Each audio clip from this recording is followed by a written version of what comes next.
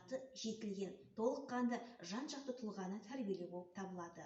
Осы орайда баланы жан-жақты етіп тәрбиелеу үшін оны жан-жақты білу керек деген педагог Ушинскийдің педагогикалық пікірі психологиялық қызметпен тығыз қарым-қатынаста болу керектігін дәлелдегендей. Сондықтан да бүгінгі күн талабына сай мектептегі жұмыс бағыттарының бірі бұл психологиялық қызмет болып табылады.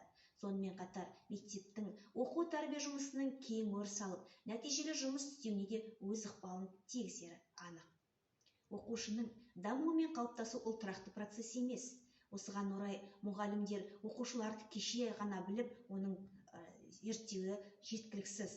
Бұл жағдайда оқушыны үнемі зерттеу, үздіксіз зерттеуді талап етеді.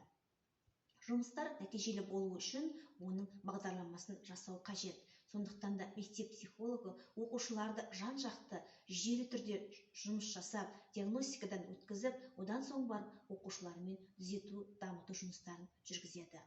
Осы орайда мен өзімнің мектебімдегі ерекше білім беруді қажет ететін балаларды оқытудағы балалар туралы айтқым келеді. Себебі ерекше білім беруді қажет ететін балаларды оқытудағы әрбір жеке тәсіл, әрбір пәннің ерекшеліктерін ескеруді қажет етеді.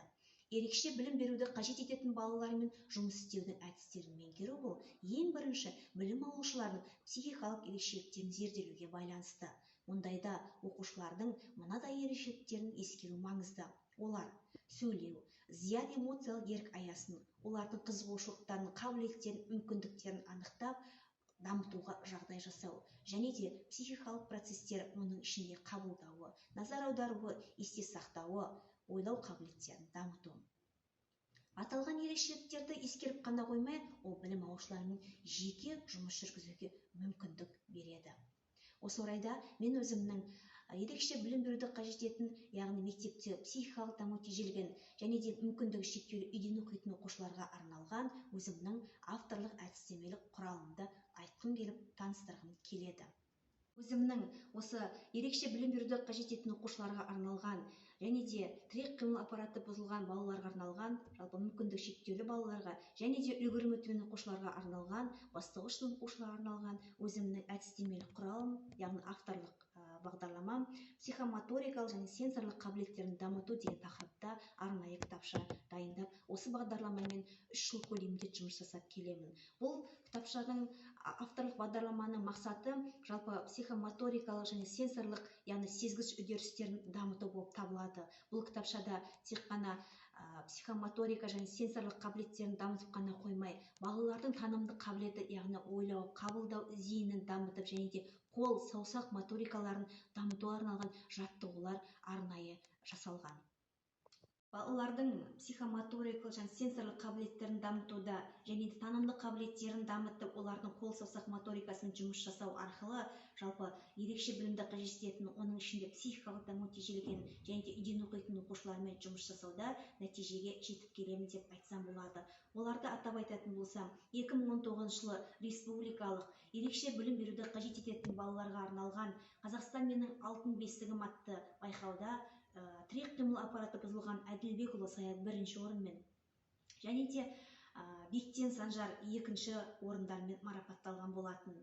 2021 жылы осы республикалық байқауда Қазақстан менің алтын бесігім номинациясында Әмзеев Батырхан 3-ші орынмен, Скотарев Данил 3-ші орынмен марапатталған болатын.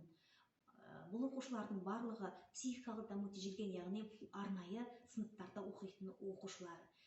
Жұмыс жасауда өзімнің білгенім, түйгенім және күтілген нәтижелерім. Балалардың бойындағы танымдық қабілеттер, оның ішінде ойлау, есте сақтау, қабылдау, қиялдау қабілетінің артатындығын байқадым. Және де саусақ қол моторикаларының қалыптасу, қозғалуы деңгейі жоғарылауы, өз ойларын анық толық жеткізе білулері, қоршаған орта туралы пікірлерінің қалыптасуы өз нәтижесін берді.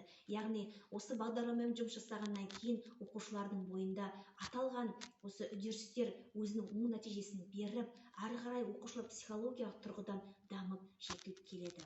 Сабақта мұғалімнің міндеттерінің бірі бұл білімді меңгеруге қолайлы жағдай жасау негізінде білім алушыны кез келген оқу әрекетіне қосу болып табылады.